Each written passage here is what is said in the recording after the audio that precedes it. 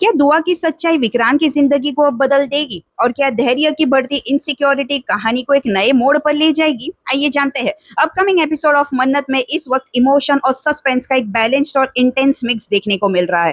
कहानी धीरे धीरे एक ऐसे पॉइंट पर पहुंच रही है जहां हर कैरेक्टर के डिसीजंस का इम्पैक्ट बहुत गहरा होने वाला है।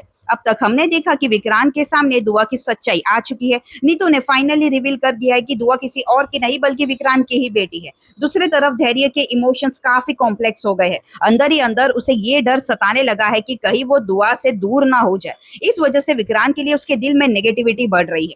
जब भी विक्रांत दुआ के पास जाता है धैर्य को बिल्कुल पसंद नहीं आता। लेटेस्ट अपडेट में सिचुएशन और इंटेंस हो जाती है जब धैर्य मन्नत का सामना करता है और उस पर ब्लेम करता है कि उसी की वजह से उनका साथ जाने का प्लान फेल हो गया।